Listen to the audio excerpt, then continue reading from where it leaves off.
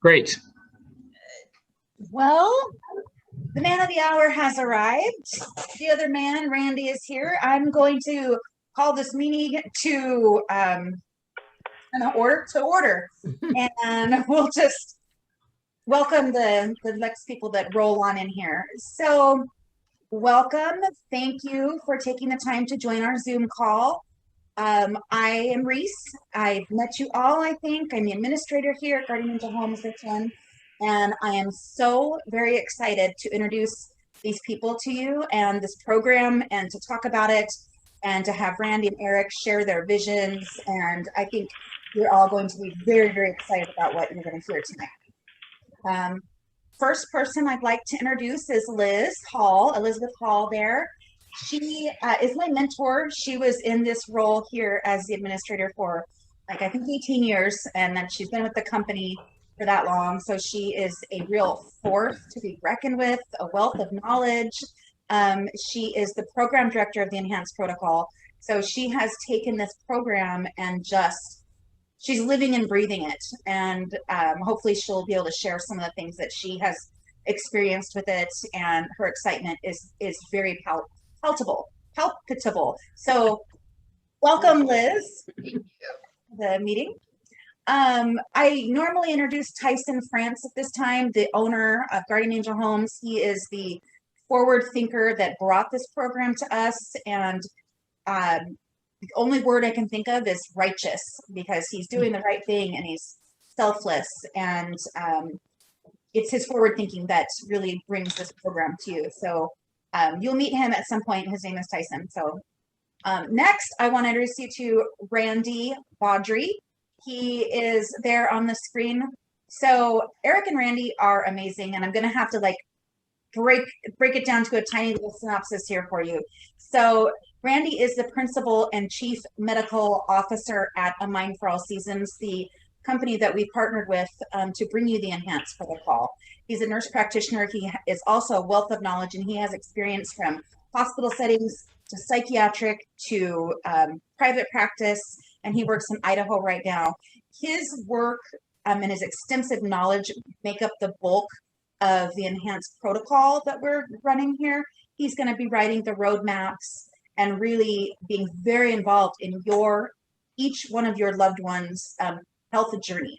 So that's Randy, brilliant mind. And Eric Paulette is the principal and the other owner of A Mind for All Seasons. Another brilliant mind. I mean, he's a nationally recognized speaker, dementia expert. He is a collegiate level instructor, and his experience is seniors. So he's a licensed administrator for assisted living and has consulted several companies, and is just, he has the background that we have, that love for seniors. So with the partnership between Randy and Eric, it's a perfect storm for Guardian Angel Homes to really take advantage of their brilliance, and that's what we're doing.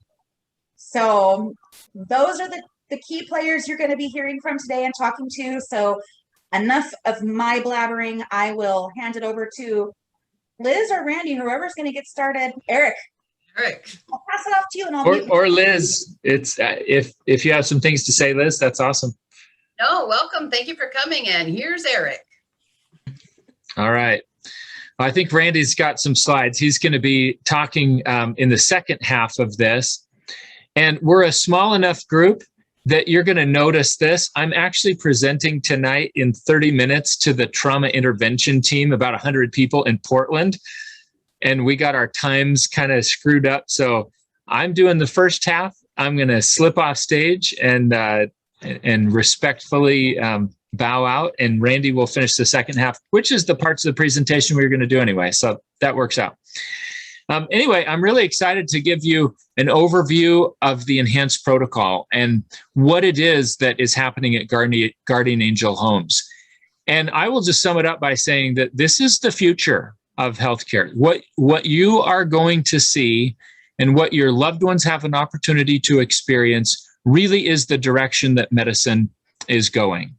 So you've heard a little bit about us. Let me tell you a little bit about the protocol. And I want to start laying the groundwork by just letting you know some things, or frame it in terms of some rather sobering thoughts. You see it here on the screen. 1 in 3 seniors dies with Alzheimer's or another type of dementia. It's an epidemic, and it's expected to almost triple by 2050. And right now, the standard of care in senior care is that we accept the trajectory of aging that has people just gradually declining. And we call it aging in place. But what it really means is that we put people in these pretty buildings, we dress up the buildings with some gingerbread, but we sit there and we just kind of take care of people while they crash and burn. And that never feels very good. So eventually, if someone has cognitive decline, they wind up in a locked unit and on antipsychotic medications in far too many cases. So are antipsychotics a problem? There's been an effort for many, many years to reduce antipsychotic drugs and even any sort of psychoactive medication if we can help it. Right now, about 1/3 of all people with dementia are currently being given antipsychotic medications. And that is scary because the side effects are not great. They're being given those medications in so many cases because their behavior is really out of character. And it's because we don't have a drug that will actually cure the disease. Lots of companies like Pfizer, as you see on this slide, have pulled out of Alzheimer's research altogether. So we're going to talk to you a little bit about why it's very, very unlikely that anyone will ever create a drug that will cure Alzheimer's disease. So let me explain this picture a little bit, where it comes from, because I want to use this picture to kind of frame the discussion and talk a little bit about the typical experience of seniors. There seems to be a point in time, and I don't know why this is exactly, and I don't know what it is exactly, but there seems to be a point in time for all of us where we look at someone as they're aging, or we look at ourselves as we're aging, and we cross over this imaginary threshold and we say, well, I guess there's not much we can do. We're getting older. And it's like we start accepting that significant decline is part of our journey. And I'm not saying that it isn't. Certainly, we can't cheat death. All of us are going to die. The number one cause of death is birth. But I think we may accept far too much when it comes to the trajectory of aging. We become complacent at some point, and it's like we quit trying. Unfortunately, though, for a lot of people, as they start to have some declines, their loved ones notice, hey, you're getting a little bit more forgetful. And that comes up in visits to the doctor's office. And oftentimes doctors look at someone in earlier stages and they say, well, you are getting older, which doesn't feel very good. And they may do a pencil and paper test and say, I don't see that much. And 6 to 12 months later, you might go back and say, no, things are progressing. Things are not good. Something is wrong. And at that point, maybe the doctor does a pencil and paper test and says, oh, yeah. There's something actually going on here. I'm going to refer you to a neurologist. Well, I had some clients a couple of years ago now that went to the neurologist and they got a dementia diagnosis for the husband. And they sat in my office as we were talking about what we could do to help them. And I said, what was the experience like getting that diagnosis? And they said, oh my gosh, it was like the doctor put us in a boat, took the oars away, shoved us out on a rough sea and said, well, good luck. I'll see you in 6 months and we'll see if anything is worse. Crazy, right? So we've come to, yeah, you can go on. Thanks, Randy.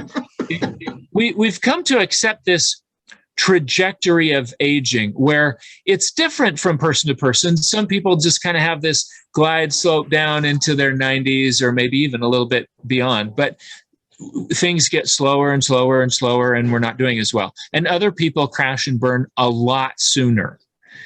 But we assume that that's just what's going to happen, which causes a lot of us to wonder, my goodness, what slide am I on? And then we quickly bury that thought. And most of us think, well, I better enjoy life while I can. Or, hey, I haven't shown any real serious symptoms right now, so I'm probably okay. And we just sort of have in the back of our minds that I'm on a downward slope. That's the way that it's going to be. So If it's not too bad, I'll accept it. And if it's horrible, then there's nothing I can do about it anyway. But what if you could change the trajectory? When we're younger, we do all sorts of things that change the trajectory. We might lose weight.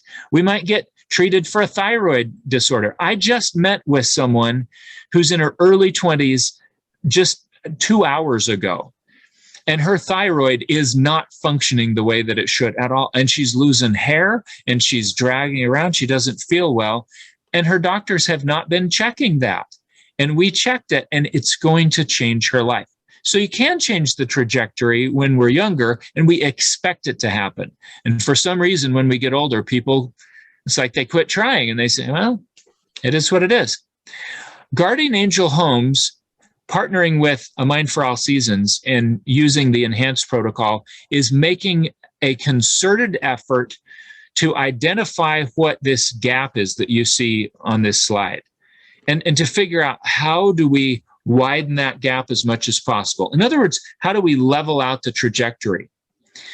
While the rest of the world is accepting that, hey, it's raining, getting older is like entering a phase of life where it's just raining. You know, the golden years are laced with lead. It's not what I was counting on. Things are just not as fun as I was hoping for. And at Guardian Angel Homes, we're saying, wait a minute, how do we stand out in the sea of sameness? How do we view this from a different perspective? Now, fundamental to understanding what it is that we're doing here is understanding that this is not just hopeful. This is actually based on really solid research. There are many different researchers who are at work right now trying to understand the root causes of cognitive decline and decline in overall physical health and what we could do about it, how much of that gap we could widen. One of the top researchers is Dr. Bredesen, and I don't need to read his credentials to you, but I'll just say he spent over 30 years now studying Alzheimer's disease and other neurodegenerative conditions, and working for a lot of that to try to develop medications to intervene, and then realizing, oh, you can't make a drug that will intervene.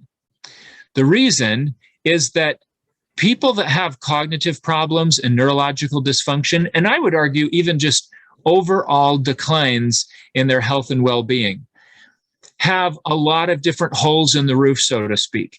Think about your brain and body as like a roof. And every time something's wrong with it, it's like there's a hole in the roof. With Alzheimer's disease, we know of many, many things that affect brain health. And researchers have spent so long trying to deal with acute illness where one factor causes the disease, like bacterial pneumonia. And there's one major factor, the pathogen. And so if we can identify that one major factor and we can create an intervention to deal with it, a monotherapy, one drug, if we can make one drug to deal with that pathogen, we get better. But now we're dealing with lifestyle illnesses. We're dealing not with infectious disease, but chronic disease. And that is caused by many different things. So here are what the holes in the roof look like. Dr. Bredesen says the perfect Alzheimer's drug would have to do all this stuff. Well, you might patch one hole, but the whole rest of the roof is still going to leak. That's why you can't make one drug that's going to deal with all that stuff. But the things that are circled here on this slide are things that you can actually measure. And we would argue that you can influence just about everything on this slide.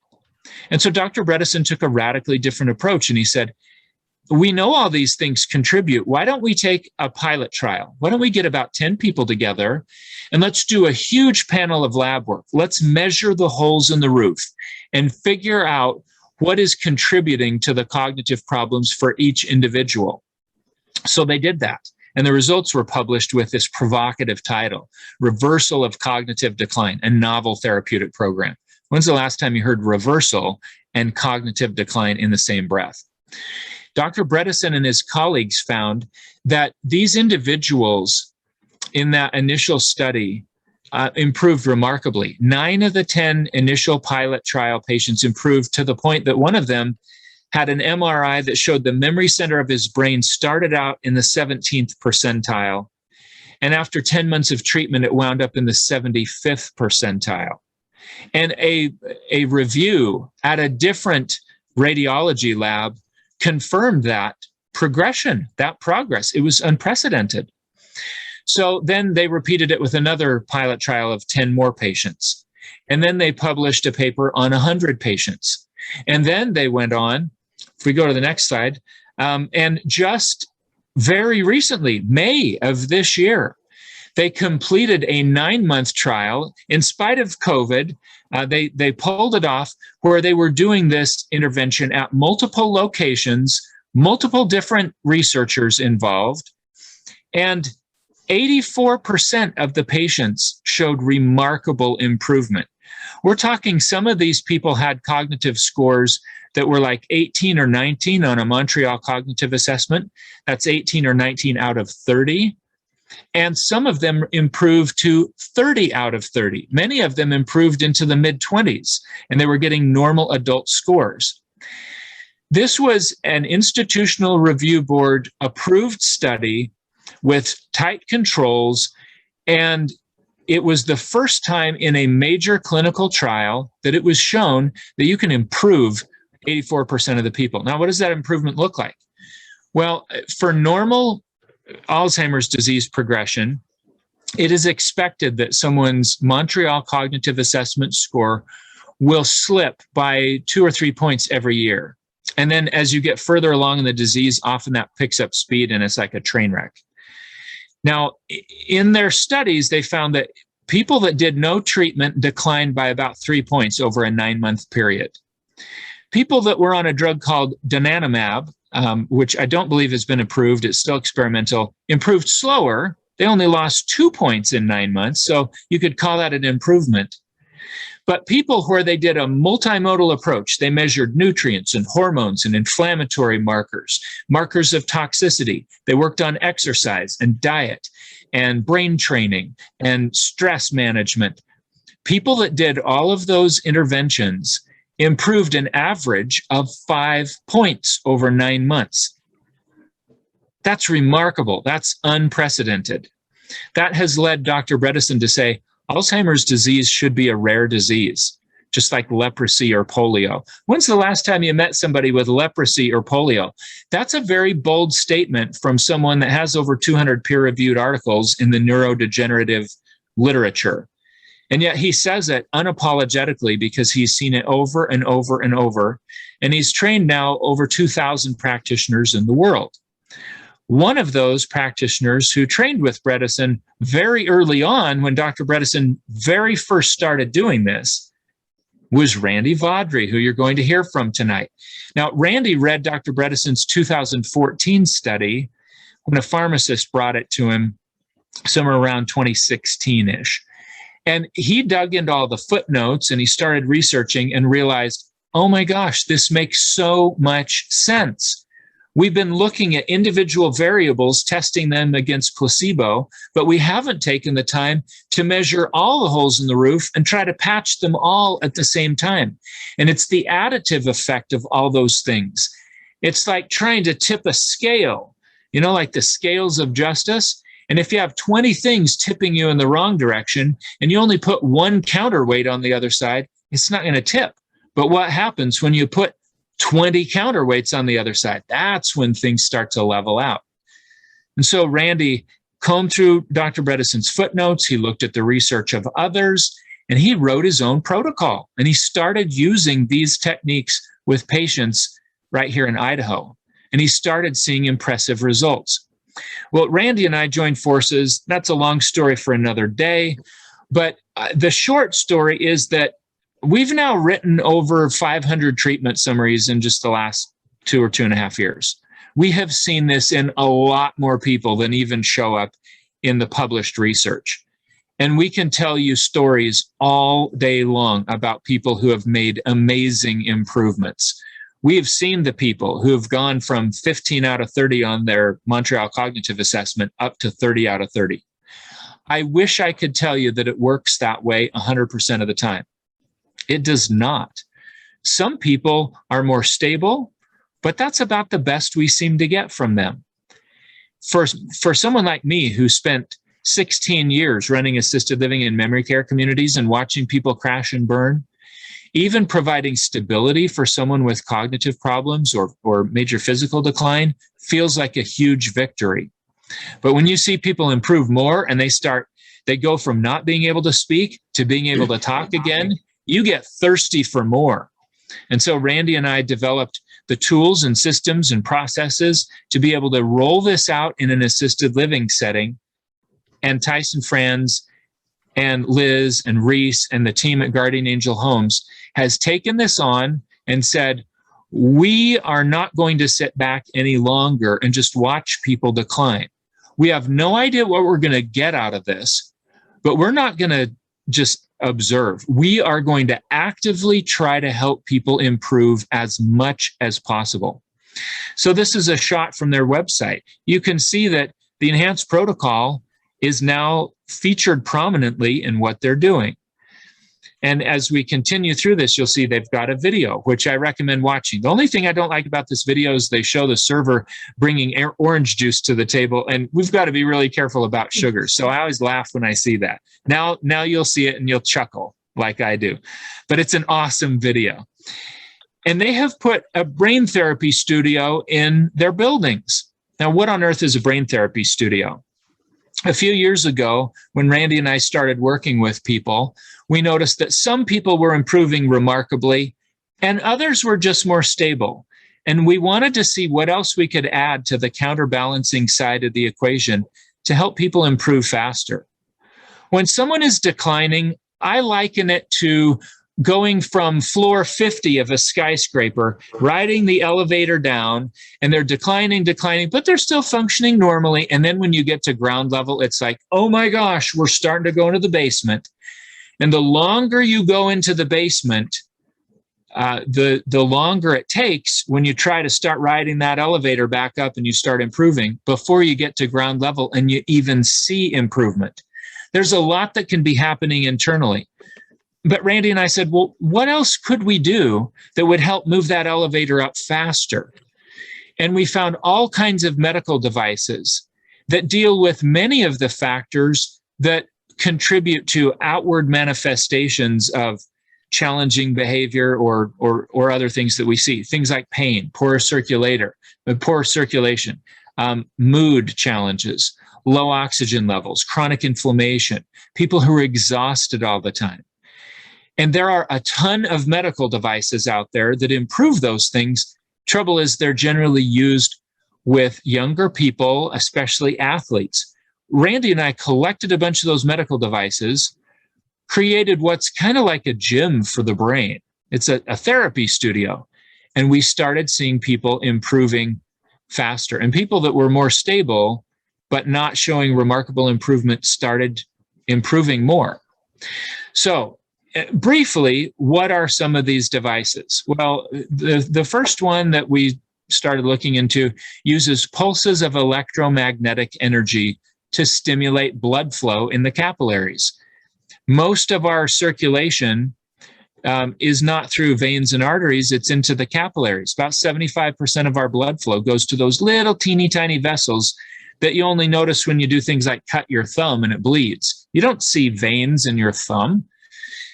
These devices are FDA approved for treating pain, stimulating bone growth, helping wounds heal faster. Man, when I saw the things that they do, I thought, good grief, I wish I had that when I was doing assisted living. We could have used that in wound issues. Watch this video, though, that shows what happens before treatment with blood flow. It's kind of sluggish. And then after an 8-minute treatment, look how much the blood flow improves when you use pulses of electromagnetic energy to stimulate that. NASA had to come up with that because astronauts were coming back from space where blood doesn't circulate the same in zero gravity, and they were sick and they had muscle loss and problems with their bones. So they figured out these pulses of electromagnetic energy would just stimulate what's called vasomotion in the capillaries. Well, this Italian researcher did a little study and found in an assisted living facility, not a huge random sample, but but it was a little trial group, and he found a 60% improvement in cognitive ability and perception of space and time. Now, why would that happen? Well, because a major factor in dementia is not having enough blood flowing up to the brain. If we can get more blood to the brain, people do better.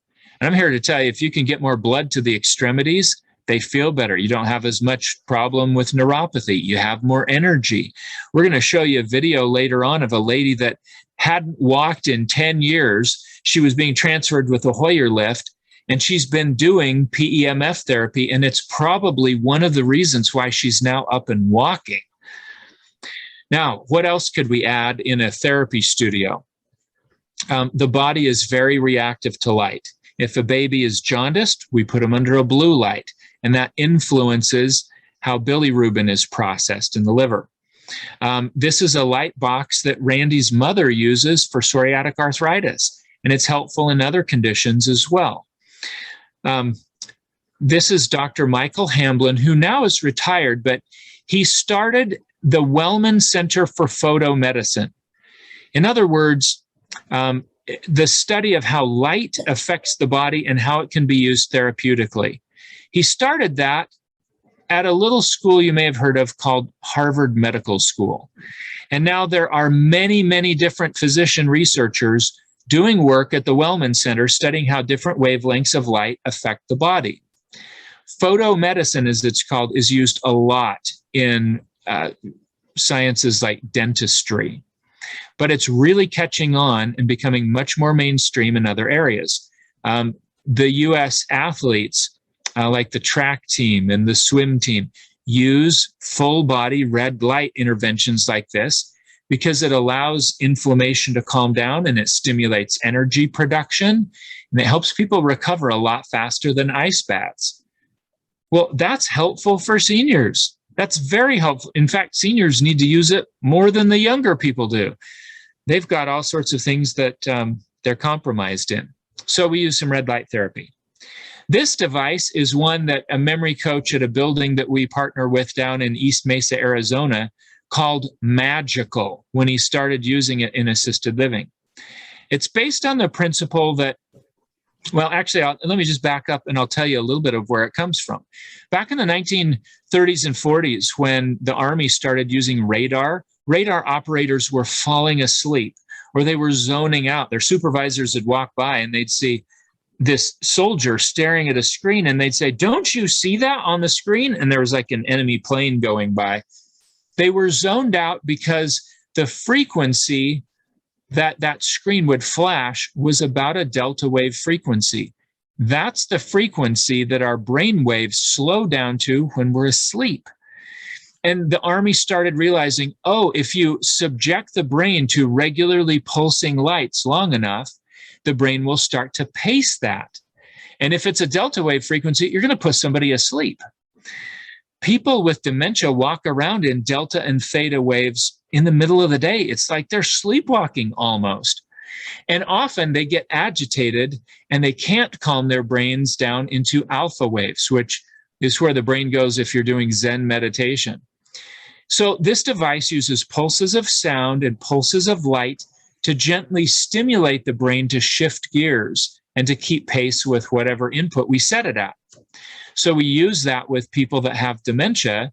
And let's say someone gets more agitated late in the day. We can set it to alpha waves earlier in the day so that their brain calms down and goes to a very calm spot so that we don't give them medication to try to calm them down artificially. We actually help the brain waves calm down. If someone's struggling to sleep, we can use it to help them sleep. There are very, very few contraindications. It's completely safe, it's non-invasive, and it's non-pharmacological. So that makes a difference.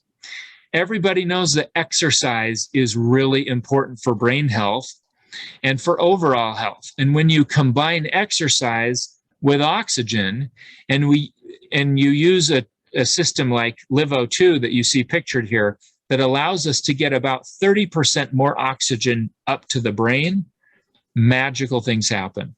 It's hugely beneficial. So we're excited to use that.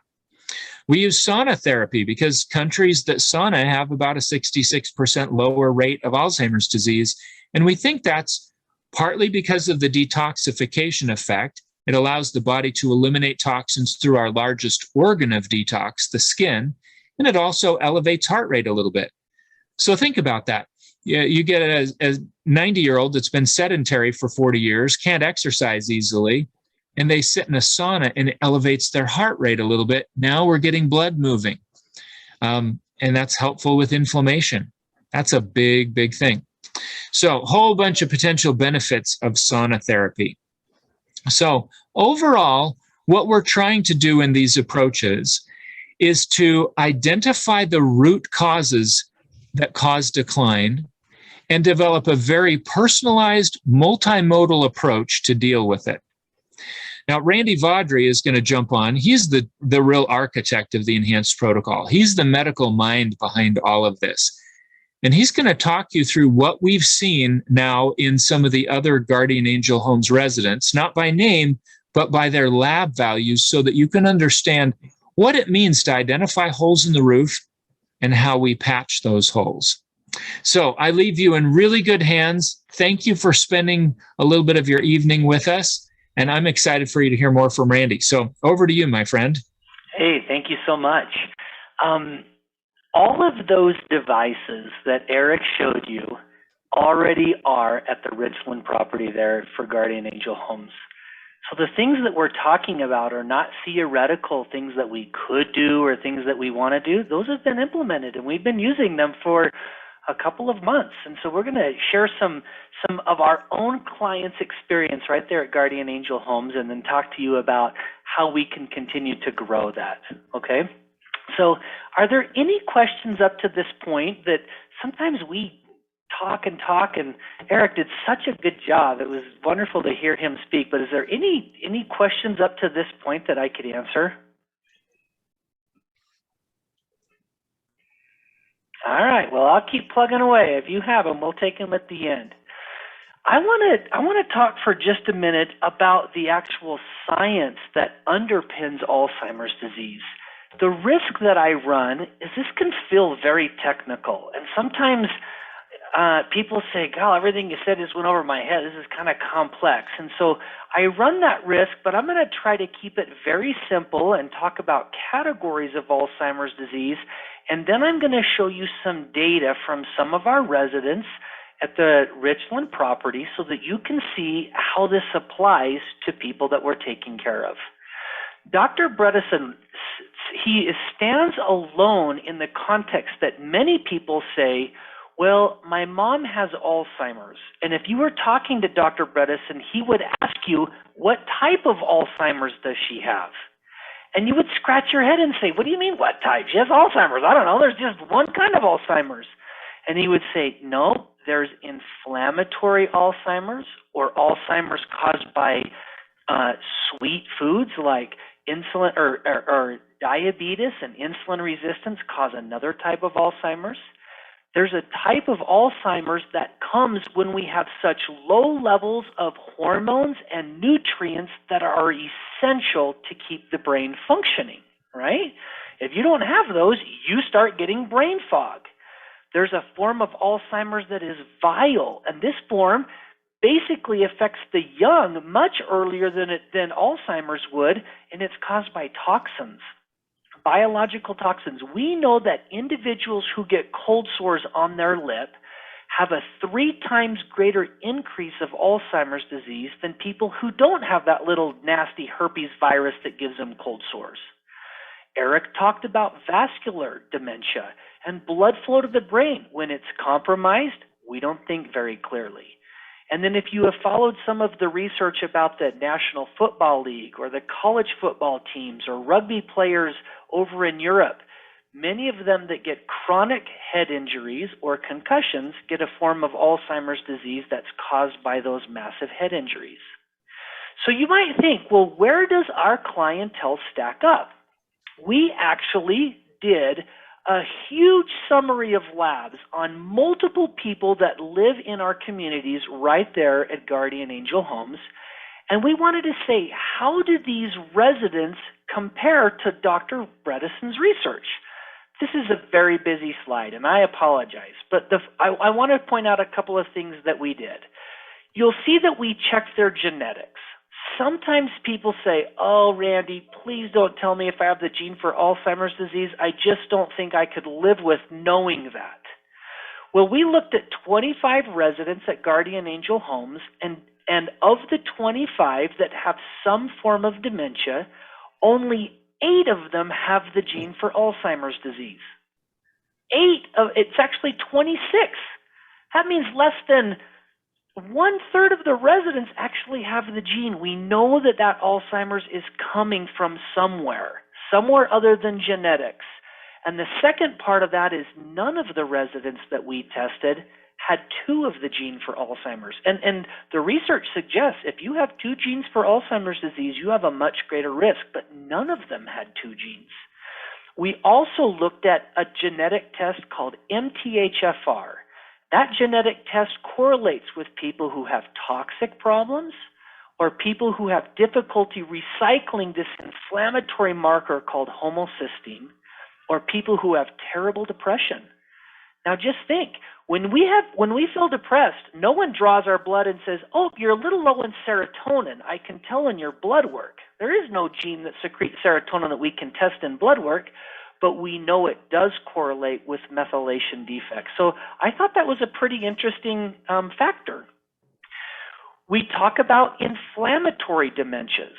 And so the thing I want you to pay attention to in this slide is I've listed 4 inflammatory markers that a doctor can check. We looked at CRP, homocysteine, AG ratio, and ALT. And every value that's in pink was increased. Imagine that. That means that most of the residents that have dementia have some element of inflammatory dementia. And the one that I've circled there, that number 45, that marker is very, very high. And we track that back to a urinary tract infection. Now, most of you have probably seen that when a senior citizen gets a urinary tract infection, they get terrible brain fog. Mm-hmm. Sometimes they get confused or mean or behavioral. Well, guess what? That we know that happens because inflammatory dementias, when those inflammatory markers start going up, we start losing brain function. Well, just imagine if they're elevated all the time. We don't have a chance. No wonder people decline without making any improvement. The next form of dementia that I want to talk about is dementia that comes from insulin resistance or diabetes. Okay? And you'll see we looked at 3 markers here. We wanted to know what was the fasting blood sugar, what was their insulin level, and what was their A1C. A1C is kind of a running average of what their blood sugar is. Because when you check your blood sugar in the morning and then you check it after you eat, it can be up and down by 100 points. But an A1C looks at the flat average of your blood sugar every day, and that's a very easy, simple $6 test that we can do. Well, kudos to Guardian Angel. They made big strides in adjusting their diet to try to minimize a lot of high starch, high flour, processed food. And I was so impressed with these results because everything in red is reflective of being too high. But I was the medical director of the VA home in Pocatello, Idaho for 10 years. And I can tell you that out of 26 residents, probably 24 of them had elevated blood sugars all the time because it's directly related to diet. So the intervention is not that difficult.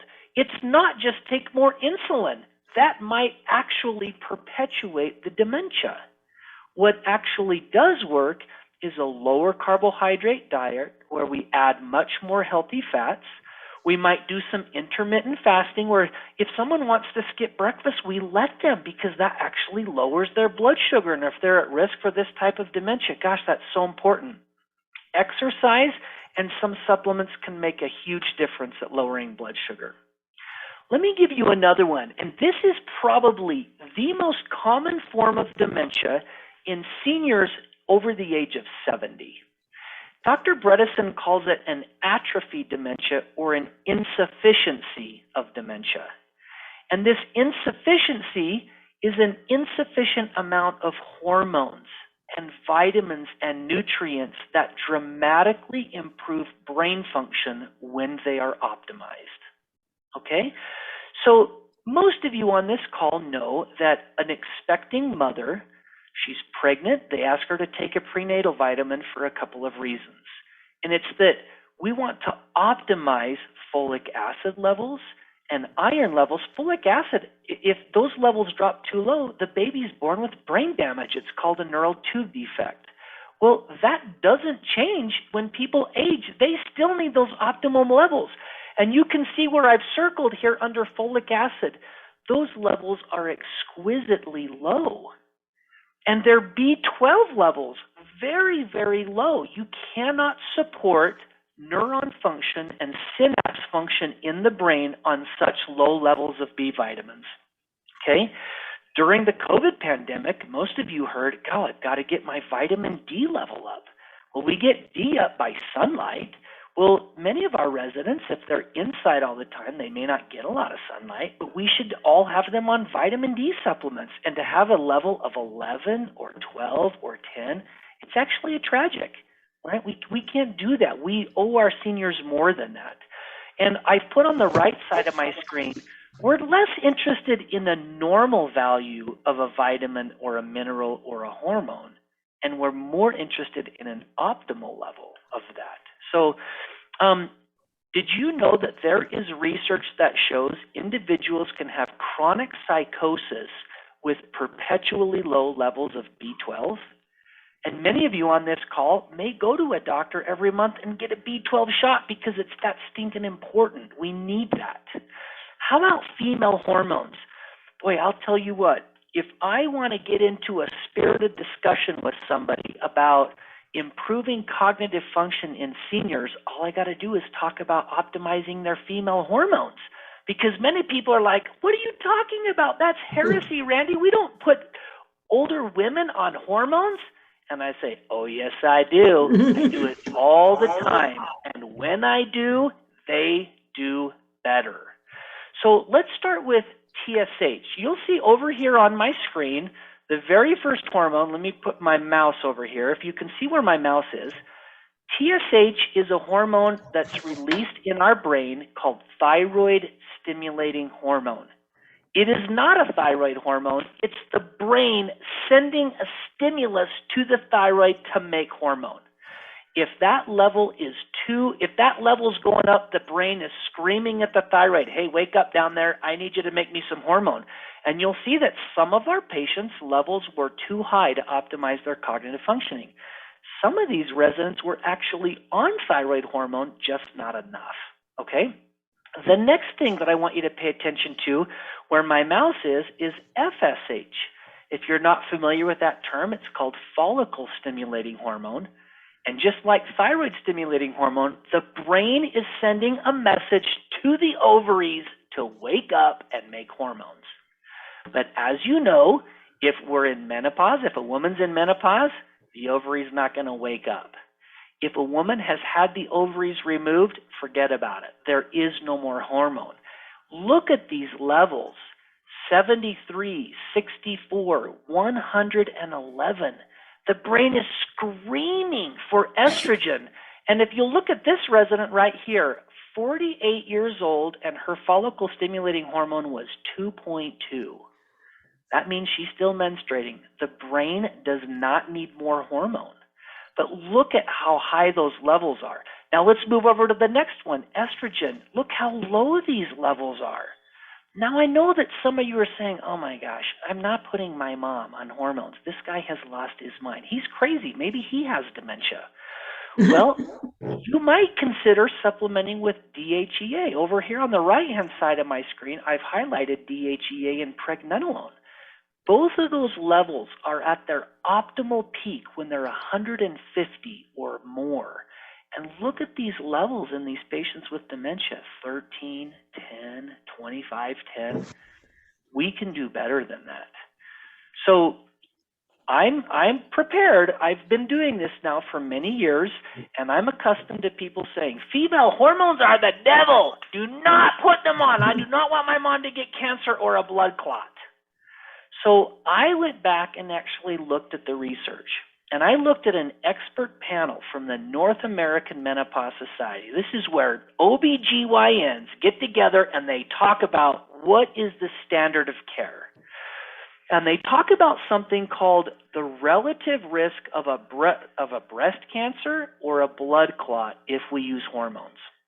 And this is what they say. This is their statement, and it's on page 2.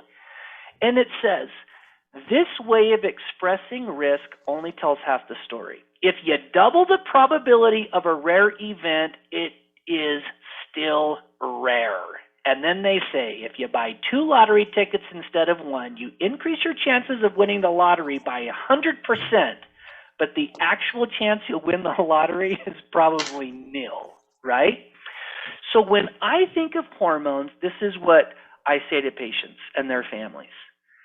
If your mother or if your loved one had a little bit of hormone, maybe they wouldn't get urinary tract infections. Maybe they would remember your name. Maybe their anxiety would go down, or they would sleep better at night, or their immune system would get better. And when you look at the actual risk of an adverse problem, it's super low. So in the largest clinical trial in the world on hormone replacement, the women on a placebo who were not on hormone replacement, 30 out of every 10,000 got breast cancer. And when they used hormone replacement, and they used a crappy one at that, it was a synthetic drug, it was not a natural bioidentical, the risk went to 38 per 10,000. Now, my heart breaks anytime a woman gets breast cancer. So if that number went from 30 to 31, it's tragic. When you look at the statistical analysis of that, it's less than 1%. It's 0.1% that have an increased risk of a cancer with hormones. And when you look at the risk of a blood clot or a heart attack, same thing. The risk goes from 0.8 to 1.9 per 1,000 women. It's so small. Now, the reason I bring this up, my friends, is because the standard of care in medicine is that when mom deteriorates to the point that she starts having behaviors and she gets grumpy and there's a problem, then we're going to use an antipsychotic. And if you look, the FDA in 2008 came out and issued a black box warning about the increased risk of death associated with the use of atypical or second-generation antipsychotics in elderly with dementia. So you have to look at it from a comparative analysis. Do we run the risk, there is some potential risk with hormones, or do we run the risk of what happens when we put people on an antipsychotic? And if you ask me, there is no comparison, okay? So we go back to the root cause analysis. This next slide is so busy. And one of my clients said, Randy, I hate that slide. It's so, it just irritates me because I don't understand it. There's too much there. And my response is, look, you don't have to understand the details. Just know that Liz understands the details and Reese understands the details. And I understand the details. And if you want to work together, we're pretty confident we can make some changes. The medicine becomes very personalized. It's very individualized. It takes the focus away from pharmaceuticals and puts the focus on this individualized plan. So does it work? Well, let's tell you about some amazing victories that we have seen at Guardian Angel Homes. Everyone knows the tragedy that happens when a senior citizen falls. And did you know that 1 out of every 4 seniors falls every year? Every 11 seconds, someone goes to the emergency room as a senior citizen that had a fall. And the rates of death are huge. When we started doing the enhanced protocol with our clients, we would actually measure their fall risk. So you'll see that the 53 is a rating of their fall risk, and this arrow is pegged in the highest risk. And with just 2 months of enhanced protocol interventions, this person has now dropped into the moderate category of risk. Oh, it just turns me on every time I see that. Here's another patient at Guardian Angel Homes, started at 33 and was a moderate risk. You'll see where this arrow is. And then after a couple of months of treatment, almost dropped off the map with low risk. So when some people say to me, well, you're not going to reverse their dementia, I don't see the point. Well, this lady's 78 years old, living in an assisted living center, and we just dropped her off the map from the risk of having a fall. Okay, that's mind-blowing. How do we do that? Well, we have this really cool balance board, and we have people stand on it. And then they have to shift their weight in certain ways where they shift their weight to match the command on the board. And you'll see that here's an example of someone that started with not a very good ability to do that, but after a period of time, they dropped all the way down. They dropped their ability to control their weight on this balance board in a significant way. I mean, that is so amazing. That protects someone from having to go to the ER and have a fall and a fracture and a surgery. Think of the amount of time and energy and pain and money that goes into that. It's a tragic event. Here's a sweet little lady that gave us an opportunity to show her picture and show a little video associated with her. I'm going to show you this. What you need to understand is this lady had not walked in 10 years. And, is it going to show? Is the video going to play? Let's give it a second. She hadn't walked in 10 years, and every time the staff got her out of bed, they had to lift her with a mechanical lift called a Hoyer lift, okay? After just a couple of months and not 10 years of movement, she started walking again. And unfortunately, I don't think it's not going to start. So I don't know why it did that. Darn it, I'm so sad. So we'll wait for just a second for it to respond. But that is one example of what happens with the enhanced protocol. It's not the only example. We have another gal that hadn't said a word, hadn't spoken in a couple of years. And after Guardian Angels made significant attempts to adjust her diet and to optimize some of her nutrients, she started speaking again. Okay, so it's amazing. It's a beautiful thing. So I'm going to stop sharing for just 1 second and see if I can get my computer screen to respond, because it's kind of being grumpy. I don't know why it did that. And I'm going to finish while I'm letting my screen readjust by answering a couple of questions that I know you have, but you haven't asked me yet. The first question is, all right, Randy, what does it cost? This sounds like a sales pitch. You got to let me know what the costs are, because it sounds too good to be true, and I don't know if I can afford it. Well, here's your cost, $0, okay? For the residents that live at Guardian Angel Homes, there's not a fee. When Reese talked about the ownership of Guardian Angel Homes, Tyson being a righteous dude, that is a well-put statement, because their investment has been into the tens of thousands of dollars to purchase equipment and run lab work and do all of these things that we think would benefit someone with dementia. They have just done that because after learning what we do, they feel like it's the right thing to do, okay? So even though there is $0 cost, there is an expectation. And so I want to show you what those expectations are. Did my slideshow come back on? Yep. Yes. Okay. So let me drop down to the costs, right? And when I say costs, I'm actually smiling because, like I said, there is no costs. So $0 cost, but you'll notice I put an asterisk there because there's always a hiccup. All right, Randy, lay it on us. What's the hiccup? Here it is. You've just got to be willing to meet with us, because it was so interesting. We did a lot of lab work and spent a lot of time gathering data and building those spreadsheets and implementing treatment protocols so that we would know how to visit with your family doctors and visit with the families. And then we found it was interesting. Families got really busy and we didn't even hear back from a handful of them, and it's been a couple months. We're not critical of that. We get it. But as we continue to expand this with our additional residents and their families, you've got to be willing to come and meet with our program directors on a couple separate occasions, plan on 30 to 60 minutes, because the first visit, you've got to sign some disclosures. If you want your family members to do exercise with oxygen or sit on a pulsed electromagnetic frequency device or do audiovisual entrainment, we just need you to sign a disclosure that says we talked about what these devices do and you authorize us to do this intervention. That's simple. The second thing is we gather history. I am a science buff, and I ask lots of questions. And so anyone that wants to participate, I would ask you to sit down and fill out a questionnaire that we have online that transmits data to me so that I can assess that data and give you a good treatment plan.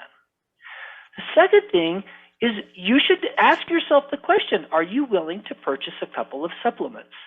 I honestly don't see the point of checking vitamin D and folic acid levels if your response is, well, we're probably not going to do any supplements anyway. If you're not going to do them, I don't see the point in spending the money to check it. And this is coming out of Guardian Angel's pocket to do this. Some of the lab work is not covered by Medicare. It's not covered by insurance, and we're not asking you to come up with the money to test their genetics. Okay? We just won't do that. But at the same time, we would ask you, if you really don't want mom or dad to take any supplements and hormone therapy is completely out of the picture, let's not even test those variables then, right? And the last thing is you might have to be willing to coordinate with the resident's physicians, your mom or dad's physicians. What we're talking about is really new science. There's a lot of really good physicians that I have spoken with at Guardian Angel. One physician I spoke with, when I explained this to him, he says, oh my gosh, Randy, this is so amazing. I've actually done the training. I'm a certified Bredesen practitioner, but it's too complex to do. I have no idea how to implement it. So to hear that you guys are doing this with our staff, I am on board. And so when recommendations come back to intervene, that physician says, amazing. I have visited with other physicians that are a little bit more hesitant, maybe aren't as familiar with the research, and by just general practice is more accustomed to, when someone gets advanced dementia, to use an antipsychotic late at night, or use a sedative when someone can't sleep. Now, those things have their place in the medical world.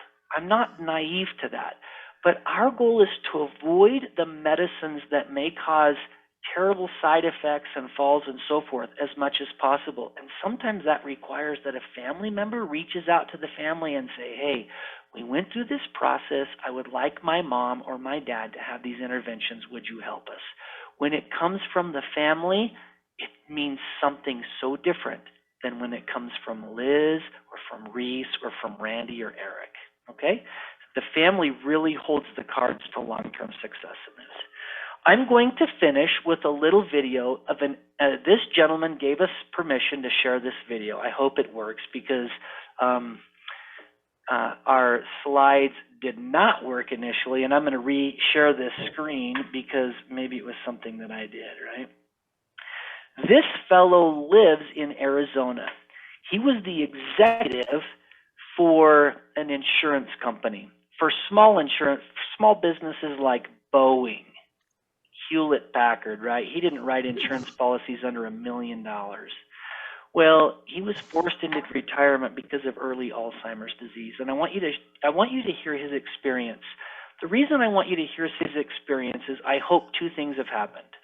The first thing is I hope that you see dementia through a different set of eyes now. I want you to see through the lenses that I see through. The second thing that I want you to see is if your mother or your father is in an assisted living center with dementia, I am positive it's crossed your mind to say, I don't want to do that. How can I protect my brain? There's so much that can be done, and an ounce of prevention is worth a pound of cure. You're going to hear Dave's experience with the enhanced protocol. What kinds of changes have you both noticed as this has gone on? Maybe, Dave, we could start with what you've noticed in yourself and how you have felt about participating in the enhanced protocol. And then, Deb, let's get some feedback from you as well. Okay. I'm stronger. I'm not going to say, I'm lifting weights stronger, but physically I can see better. I can hear better, and I can express myself much better verbally. I was a little bit skeptical because this has been a death sentence. I mean, even now, people hear and they send me little crying emojis. We're so sorry about your husband. And I'm like, because you don't know what you're talking about. But so I was skeptical. And every week, Eric would call us and say, how's it going? I'm like, it's not. This is not happening. All we're doing is not eating sugar. And I just don't see the incremental growth. But when you live with someone 24/7, it's hard to see that. But all of a sudden, in the last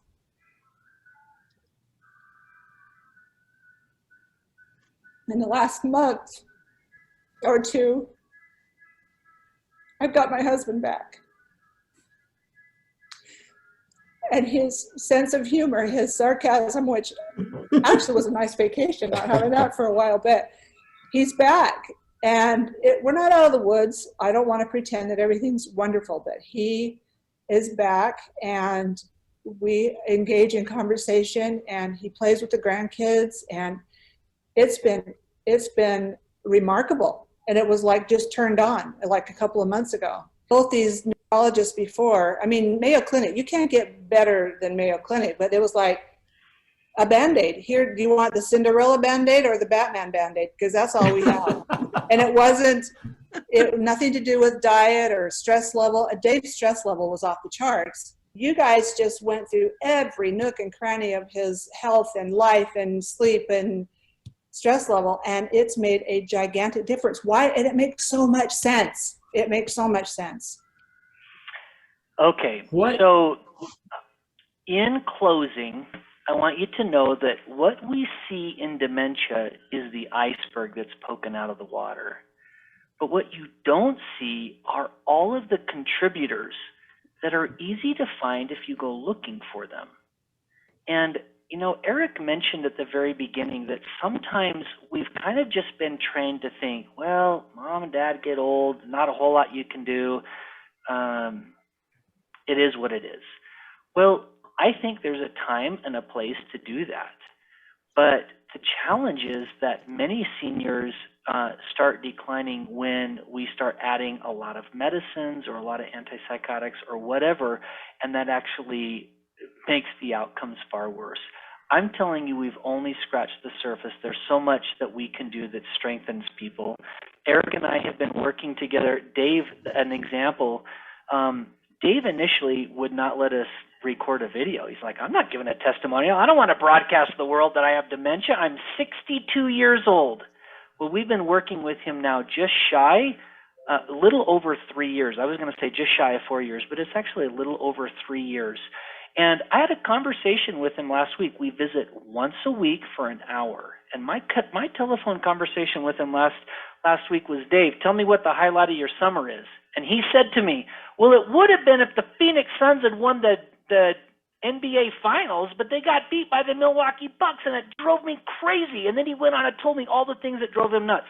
Here's a guy with advanced Alzheimer's disease, forced by his employer to quit his job because he couldn't remember his own employees' names. And then my conversation a week ago was all about how tragic it was that the Phoenix Suns lost the NBA Finals to the Milwaukee Bucks, and he could give me details about what happened in those games. It is special. And so with that in mind, I want to finish by just letting you know we're here to answer questions. Sometimes it's really hard in a group setting. You have personal questions you don't want to ask. I get it. But I'm going to open it up. If you want to ask a question and you're on mute, take yourself off of mute. If you don't want to ask questions, we'll give you just a second, and then you can point those directly to Reese or to Liz.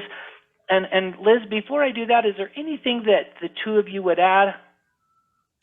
I would like to just go